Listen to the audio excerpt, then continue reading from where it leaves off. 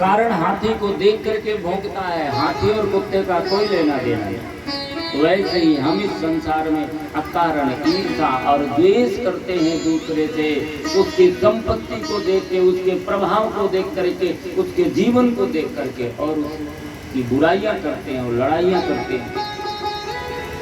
और जैसे पिट बना सुअर होता है, सुअर जैसा जीवन है, भक्षा भक्ष खाते हैं। धर्म का है, अधर्म का है, नीति का है, अनीति का है, अन्याय का है, न्याय का है, अच्छा है, बुरा है, तमोगुणी है, सतोगुणी है, जो भी पाया खड़े होके खाया, बैठ के खाया, कभी भगवान को भोग भी न लगाया। जिसने दिया जैसे पाए दिन भर खा रहे और अपने जीवन को बर्बाद कर रहे हैं।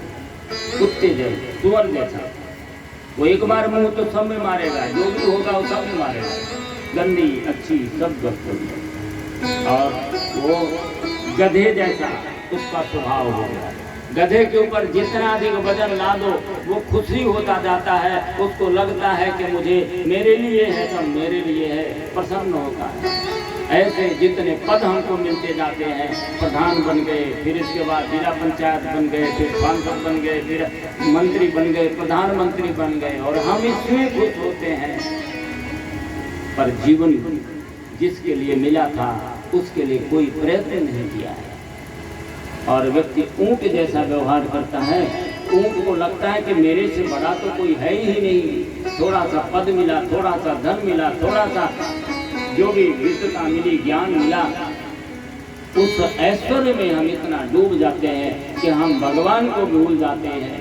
जो भगवान हमारे जीवन का निरंतर ध्यान रखता है। आम्र फूल फल मेवा समय समय पर है देता, है इतना उदार कि बदले में कुछ नहीं लेता। भेदभाव तकरार नहीं, देने से इनकार नहीं। ऐसे दानी का बंदे माने उपकार नहीं, माने उपकार नहीं। ऐसे परमपिता परमात्मा को जिसने भुला दिया, जीवन में इससे बड़ी कोई हानि नहीं हो सकती है। मनुष्य के जीवन की गरिमा का बोध कराया कि जीवन की गरिमा यही है कि जीवन में भगवान से संबंध जोड़ा जाए, भगवान से साझेदारी की जाए। हम LIC में गारंटी लेते हैं जाकर के जीवन की। LIC गारंटी दे या न दे, पर भगवान के साथ जुड़ जाओगे तो भगवान की गारंटी में चलो, ये विश्वास करो भगवान के साथ। इसलिए जीवन की सार्थकता इसी में है कि भगवान से साझेदारी हर दृष्टि से नफे का सौदा है। और जब परीक्षित जी का मन शांत हो गया इतने में, तो परीक्षित जी को अब कुछ प्रश्न करने का मन हुआ। अभी तक परीक्षित शांत बैठे हुए हैं, गुरु जी सब सुना पड़े, अभी कोई मंगलाचरण नहीं किया। रोगी इतना तकलीफ में है कि डॉक्टर तुरंत दवा करना शुरू करता है, पथ्यवाद में बताता है। ऐसे सुखदेव जी ने पहले कथा सुनाना शुरू कर दिया। और जब परीक्षित शांत हो गए तो परीक्षित जी ने अब प्रश्न किया, गुरुदेव ये दुनिया कैसे बनी? तो सुखदेव जी ने सोचा ये दुनिया कैसे बनी, तो पहले तो बनाने वाले की महानता की महिमा का वर्णन होगा, और बनाने वाला तो भगवान, और उसकी महिमा का वर्णन बिना उसकी कृपा के संभव नहीं हो सकता। अब उनको याद आया और भगवान की वंदना किया। यदि कीर्तनम यद स्मरणम यदीक्षणम यद वंदनम यद श्रवणम यद हरणम लोकस्य सदयो विधुनोतु कल्मषं तस्मै सुभद्र सबसे नमः।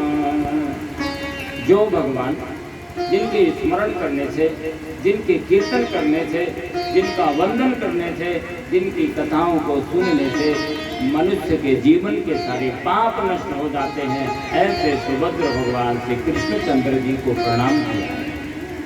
और प्रणाम करने के बाद उन्होंने दुनिया कैसे बनी ये समझाना शुरू किया। सबसे पहले परमात्मा की प्रेरणा से इस धरती पर इस सृष्टि में त्रिदेव पैदा होते हैं। भगवान विष्णु जी के नाभि से एक कमल निकलता है और उस कमल के ऊपर ब्रह्मा जी प्रकट हो गए और ब्रह्मा जी ने सनकादिकों को जन्म दिया, मानस से जन्म दिया। और सनकादिकों ने जब सृष्टि से मना कर दिया, मन से उत्पन्न होने के कारण उनके अंदर भोग की कामना नहीं है और वो भगवान का भजन करने चल देते हैं, तो ब्रह्मा जी को क्रोध आया और क्रोध के कारण नील लोहित भगवान रुद्र पैदा हो गए। इस प्रकार से आगे 10 मानस पुत्र पैदा होते हैं और सृष्टि के विस्तार का क्रम चलता है। सुखदेव जी ने कहा, ऐसा ही प्रश्न एक बार नारद जी ने अपने पिताजी ब्रह्मा जी से किया। ब्रह्मा जी ध्यान कर रहे थे और ध्यान करते हुए देख करके नारद जी को लगा कि हे ब्रह्मदेव, आप किसकी अभ्यर्थना करते हो? हम तो समझते हैं कि आप ही सबसे बड़े हो।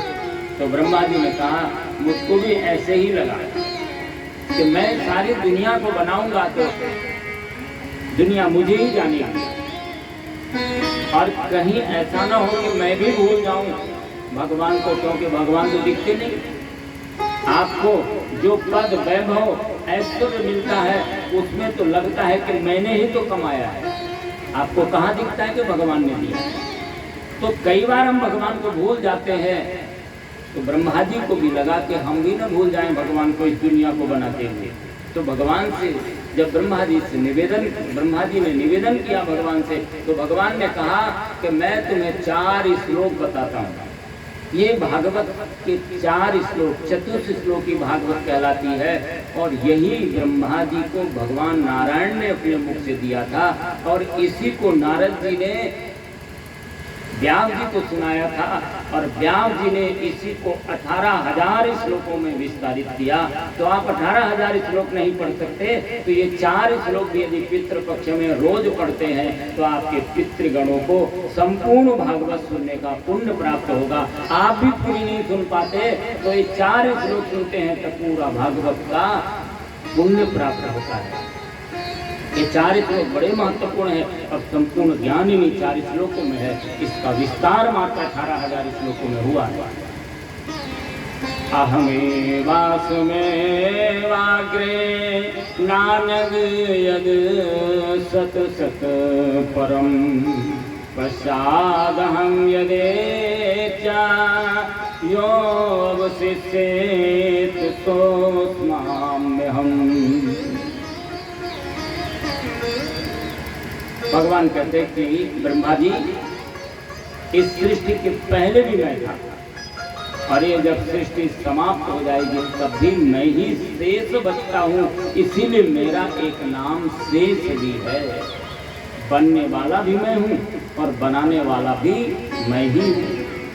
जैसे मकड़ी जाला बनाती है और उस जाले को जब चाहती तो निगल लेती है और जब चाहती तो मुंह से पैदा करती है और फिर बना देती है, ऐसे ही मैंने जब चाहता हूँ इस सृष्टि को पैदा करता हूँ एको अहम बहुश्यामी की कामना से, और जब चाहता हूँ तो इसे समाप्त करके अपने में समाविष्ट कर लेता हूँ। सारी आत्माएं मेरे अंदर समा जाती हैं, इसीलिए मैं परम आत्मा हूँ। और दूसरी बात, उपादान कारण और निमित्त कारण दोनों भगवान ने अपने को बताया। सामान्यतः जगत में क्या होता है, बनने वाला कुछ, बनाने वाला कोई होता है। कुम्हार बनाने वाला होता है, मिट्टी बनने वाली होती है और फिर घड़ा बनता है, 3 चीजें होती हैं। लेकिन भगवान कहते हैं मैं ही सब हूँ, बनाने वाला भी और बनने वाला भी। ये जगत में जो भी कुछ दिखा रहे, ईशावास्यमिदं सर्वं यत्किंचित् जगत्यां जगत, संसार में जो भी कुछ है मैं हूँ, मेरे अलावा कुछ नहीं है, यह ज्ञान है।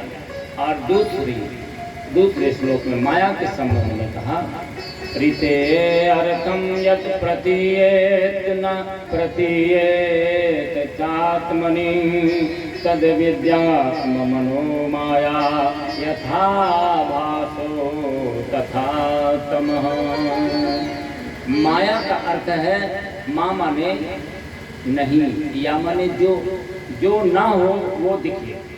जैसे कभी अंधेरा होता है तो रस्सी पड़ी होती है, तो वो रस्सी सांप दिखाई पड़ जाती है, और प्रकाश से जब देखते हैं तो समझ में आता है ये रस्सी है, सांप नहीं है। ऐसे इस सृष्टि में माया का मतलब है परमात्मा का प्रकाश दिखाई न पड़ना।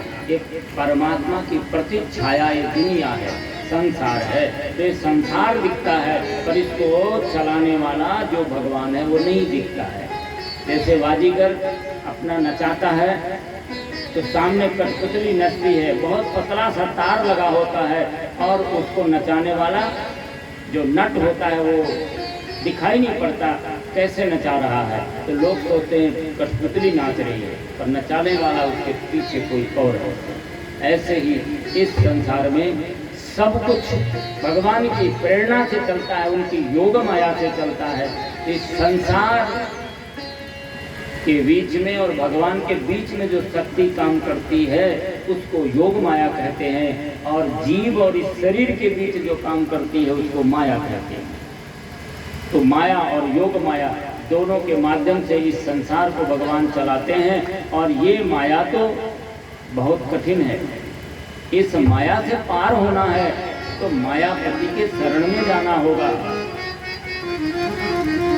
आप देखिए, एक जादूगर होता है, और वो जादूगर जब कोई जादू दिखाता है तो उसके साथ में एक जमूरा होता है, सहायक होता है, उसको जमूरा कहते हैं। और जादूगर कहता है जमूरे करतब दिखा, तो जमूरा करतब दिखाता है। हर व्यक्ति देखने वाला आश्चर्यचकित होता है, लेकिन वो जमूरे के चेहरे में कोई आश्चर्य होता है क्या? इसलिए नहीं होता कि उसे सब कुछ पता है कि उसका मालिक जादूगर कैसे चला रहा है, उसके लिए कोई आश्चर्य नहीं है। इसीलिए जो भगवान से जुड़ा होता है वो भगवान की माया को जानता है। और इसीलिए गोस्वामी जी ने कहा, मोहे न नारी नारी के रूपा, पन्नगार यह चरित अनूपा। माया और भक्ति दोनों ही स्त्री हैं, तो जहाँ माया होगी वहाँ भक्ति नहीं होगी, और जहाँ भक्ति होगी वहाँ माया नहीं होगी। इसलिए यदि आप माया से दूर रहना चाहते हैं तो मायापति को भजो। नट खट बिकट देखी खगराया, नट खट बिकट देखी खगराया, नट से बकहीना